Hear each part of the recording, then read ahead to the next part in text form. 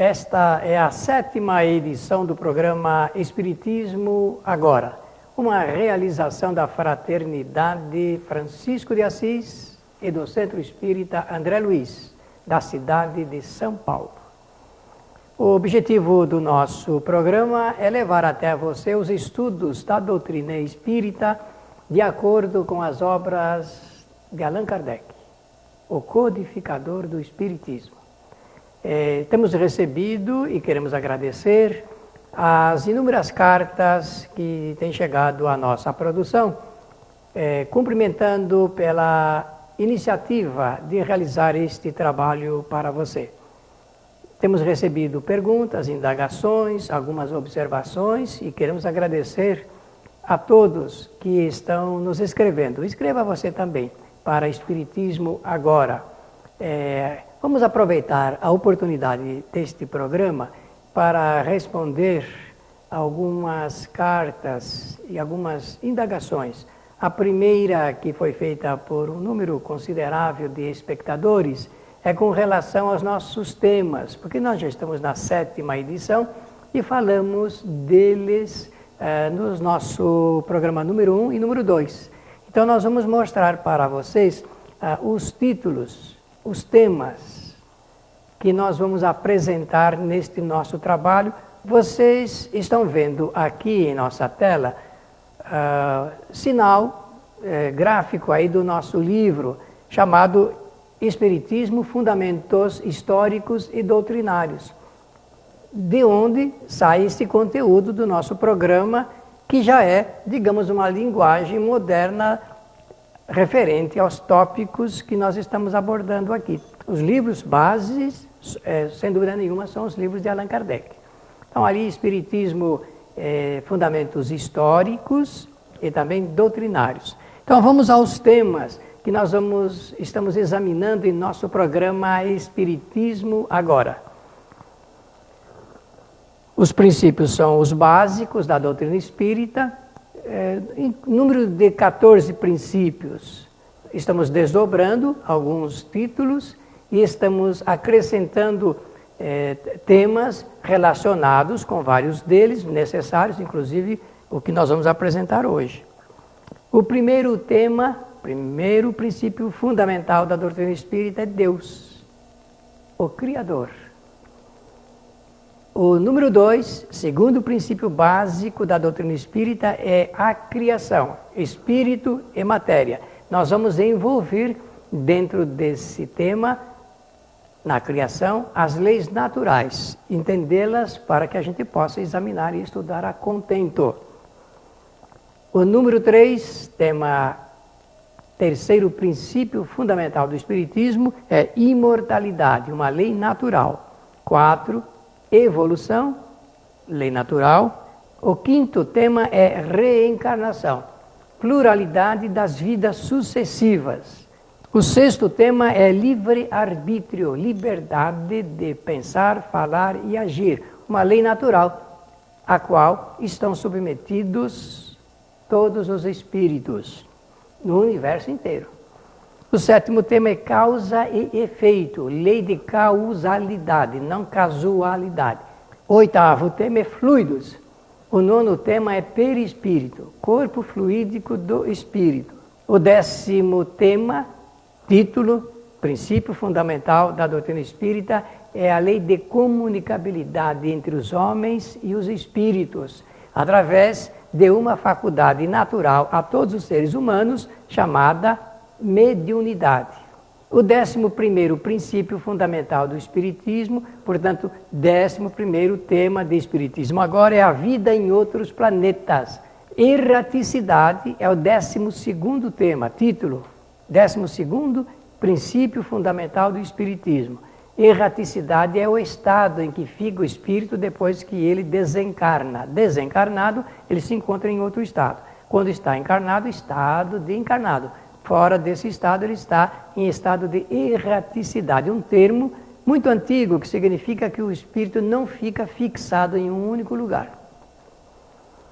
O 13º princípio da doutrina, 13º título e, portanto, tema do nosso programa é a influência dos espíritos na vida das pessoas, isto é, dos encarnados. 14º princípio da doutrina espírita, tema do nosso programa é a ação dos espíritos junto aos fenômenos da natureza.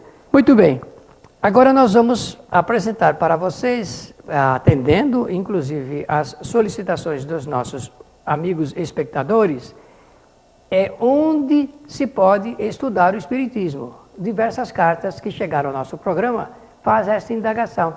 Por onde eu começo? O que eu tenho que ler primeiro, estudar primeiro? Posso estudar em um centro espírita, em uma sociedade espírita, ou também posso fazer os meus estudos particulares? A nossa proposta, obviamente, é realizar o estudo das duas formas, sendo que seja possível isto. Bem, Allan Kardec, quando foi indagado sobre esse assunto de como estudar o Espiritismo, qual é o primeiro passo para que alguém pudesse ter noções teóricas sobre a doutrina espírita, é realmente começar examinando o assunto através desta obra, O que é o Espiritismo. É um livrinho muito fácil de ser lido, porque Allan Kardec simulou diálogos com diversos personagens e ele faz isso através de questões, perguntas e respostas. Allan Kardec diz assim, devemos ler primeiramente o livro O que é o Espiritismo e depois ler o livro dos Espíritos, que nós vamos buscar aqui para mostrar para você.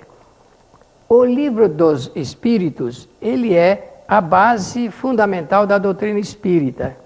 É através dessa obra que Allan Kardec apresenta o conteúdo doutrinário do Espiritismo.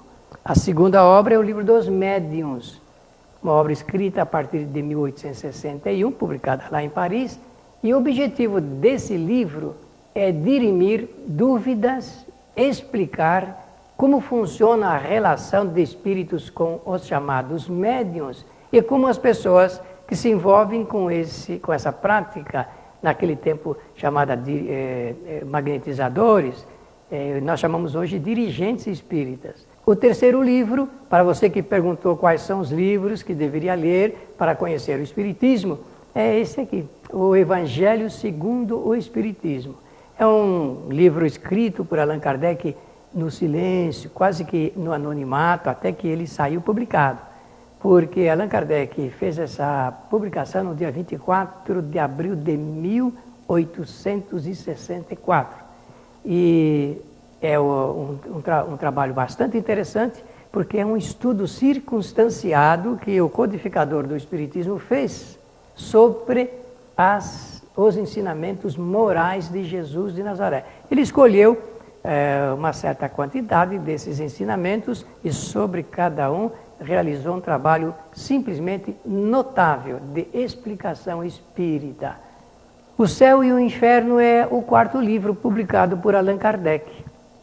E a última obra publicada por Allan Kardec, que forma o corpo doutrinário do Espiritismo, é a Gênese, um livro muito importante da literatura espírita e onde nós podemos aurir conhecimentos muito grandes sobre o Espiritismo.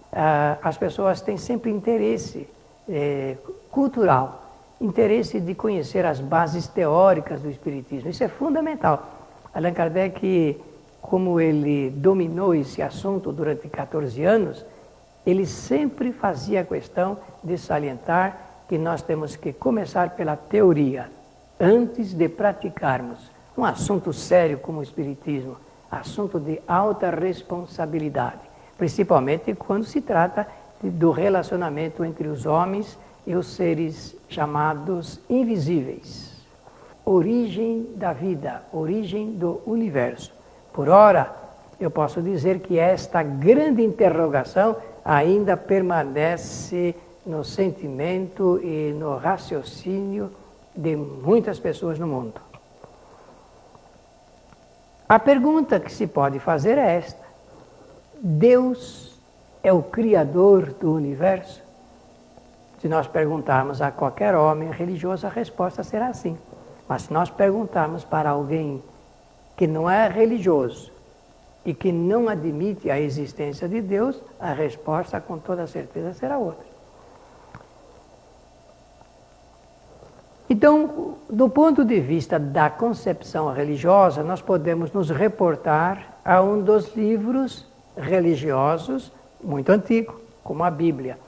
E diz assim: por um simples ato de sua vontade, Deus fez o mundo, o nosso planeta, a partir do nada, pois no princípio só Ele, eterno, existia. Conta então a Bíblia, que lá no capítulo, no livro chamado Gênesis, Origem de Tudo, que Deus criou o mundo em 6 dias e no 7º descansou. Está entre aspas aí na tela, porque é assim que está também no livro, nesse capítulo. As trevas cobriam o abismo e o Espírito de Deus pairava sobre as águas.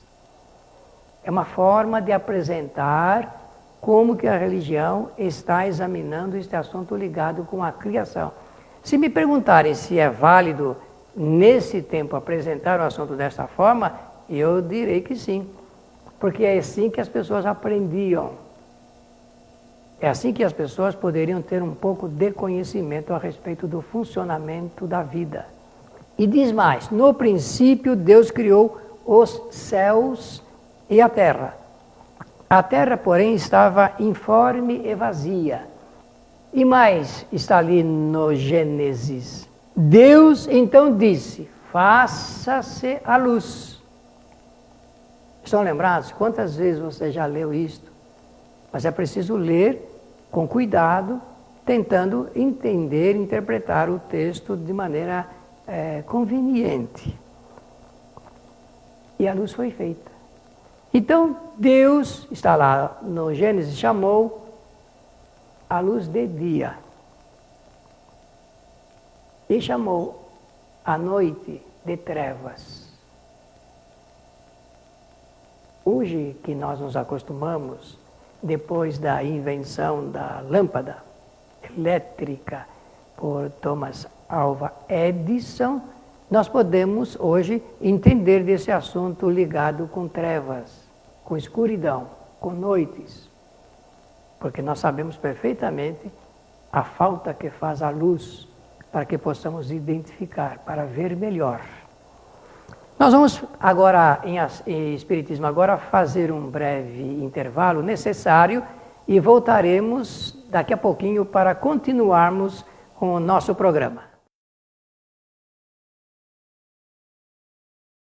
Apoio Cultural.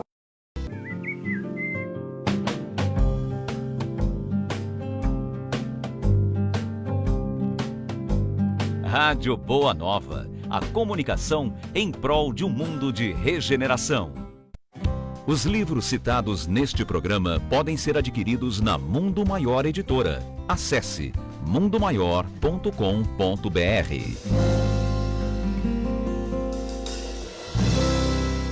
Um simples gesto, um ato de enormes proporções. Um simples gesto é capaz de dar apoio, acolher, educar, alimentar. Um simples gesto traz com ele benefícios incalculáveis. Um simples gesto contribui para realizar o bem. Participe para que a rede social do bem possa aumentar a sua capacidade de multiplicar as suas ações sociais. Pratique isso na hora que você for pagar a sua próxima compra. Use o cartão de crédito exclusivo O Bem. Peça já o seu cartão. Ligue 0800 644 2273.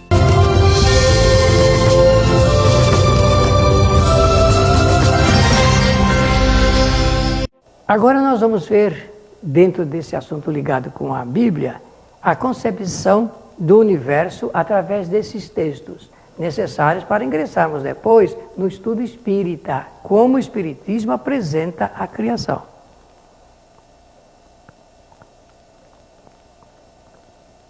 A primeira concepção é de que a Terra era plana e o mar, a água, estava embaixo dela. Está em Salmos 136, versículo 6. A outra concepção dentro da Bíblia é de que o céu é uma tigela virada acima da terra chata. Vocês podem ver aí pela ilustração como era essa concepção. Está em Jó. capítulo 37, versículo 18. A outra concepção é que a terra estava totalmente parada, não se movia. Está em Salmo 93, versículo 1. E ainda em Salmo, capítulo 104, versículo 5. E a teoria do Big Bang, que vem aí a partir de um certo período nosso, aí no século XX. Nós já estamos no século XXI. E até outro dia, né, algum tempo atrás, estávamos no século XX. E nesse século apareceram algumas teorias bastante interessantes da origem do universo. Uma delas é do Big Bang, da explosão e da expansão do universo.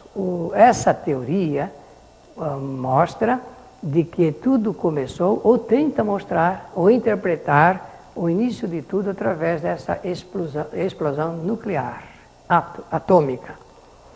O universo, então, estava originariamente muito quente e denso. Em algum tempo, notem que está aí sublinhada a palavra tempo, tempo finito, delimitado, que isso era no passado. Desde então tem se resfriado pela expansão ao estado diluído atual e continua expandindo. Porque a ciência acha que o universo está em flagrante expansão. De acordo com o modelo do Big Bang, o universo se expandiu a partir de um estado extremamente denso e quente e continua a se expandir atualmente. Criação é o princípio básico do Espiritismo que vem logo depois do Criador. Tem que falar da criação. Para examinar esse assunto, a criação, segundo o Espiritismo, nós temos que ler, compreender e nos remeter ao livro fundamental, que é o Livro dos Espíritos, no capítulo número 2. Então agora, no Livro dos Espíritos, a nossa recomendação para você que está nos assistindo, está participando do nosso programa de hoje, é ler o Livro dos Espíritos nas questões de números 21 a 43, e depois vai lá para de número 76 até de número 92. Esta leitura, ela é fundamental. Sem esta leitura, sem este estudo e este conhecimento, fica impossível compreender como é que o Espiritismo apresenta a criação. Preste muita atenção se você quer conhecer, quer aprender, como é que nós aqui em Espiritismo Agora vamos apresentar didaticamente esse assunto. Lendo o Livro dos Espíritos nessas questões e também o livro chamado A Gênese, publicado por Allan Kardec, é escrito e publicado por Allan Kardec. No capítulo 11, nos itens 6 a 14. No capítulo 2 do Livro dos Espíritos, o tema é este, Espírito e Matéria. Preste bastante atenção nessas duas palavras, Espírito e Matéria. Primeiro conhecimento que o Espiritismo apresenta sobre a vida. Deus é criador, Deus é causador. Então a doutrina espírita explica o seguinte, preste bastante atenção. Deus criou o elemento espiritual e o elemento material. Está escrito lá. Bom, o primeiro de tudo é entender o que é a palavra elemento. Se nós nos reportarmos a qualquer dicionário, nós vamos ter essa espécie de axioma que está ali. Elemento é uma das partes constitutivas do universo. Ah, bom, então agora dá para entender por que os espíritos preferiram falar com Allan Kardec numa linguagem acessível à cultura daquela época e permanece até hoje. Chamar de elemento espiritual e elemento material as duas partes que constituem o universo. O elemento espiritual, diz o Espiritismo, individualiza-se dando origem a todos os espíritos. Aí está. Todos os espíritos que habitam o universo. Todos os espíritos são individualizações do elemento espiritual. Sabe por que eu estou repetindo isto, me fixando nesta parte? Porque ela é indispensável para nós entendermos o que é que vai se seguir. Os espíritos são individualizações do elemento espiritual. Quando você pensar em si próprio, pense sempre assim: eu sou uma individualização do elemento espiritual. É assim que eu fui criado. É assim que devemos pensar? Exatamente desta maneira. Os espíritos são dotados, desde a sua criação, de 3 atributos essenciais, especiais. Atributos é uma palavra que significa que é atribuído, qualidades que são atribuídas a. Então vamos usar uma linguagem bem simples para você entender melhor. Deus ofereceu para cada espírito 3 qualidades que eu chamo de ferramentas de trabalho. O Criador deu a cada criatura 3 ferramentas de trabalho para a sua evolução. Agora percebam a maneira como eu vou colocar este assunto. Não é Deus que faz a evolução dos espíritos. São os espíritos que fazem a sua própria evolução. E contam com 3 ferramentas para esse trabalho. Porque evolução é um trabalho que o espírito realiza em seu favor. Quais são essas 3 ferramentas? Inteligência, que é uma faculdade. A palavra faculdade significa que faculta a. Uma faculdade que dá ao espírito a condição de apreender. Dá para você registrar isto? Nós usamos a inteligência. Inadequadamente, querido amigo espectador, e me permita dizer desta maneira, de maneira inadequada, nós achamos que nós temos inteligência. No fundo, nós usamos esta faculdade para aprender. Ela é utilizada de acordo com a possibilidade do espírito, de cada espírito. Uns usam melhor e mais. Logo, aprendem mais e melhor. Usam menos e pior. Logo, aprendem menos e pior. Dá para compreender isto? Quando a gente usa a expressão, este homem é mais inteligente do que o outro, é porque ele está exteriorizando o volume do seu conhecimento, dada a utilização que fez desta faculdade. Eu sei que de início é um pouco difícil de compreender esta matéria, assim do jeito que eu estou colocando aqui para você, mas peço que examine este assunto com um pouco mais de cuidado.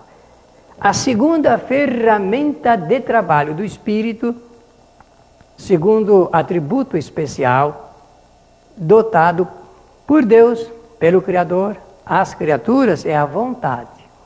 A vontade é o querer, é o desejar, o aspirar. Em psicologia é a volição.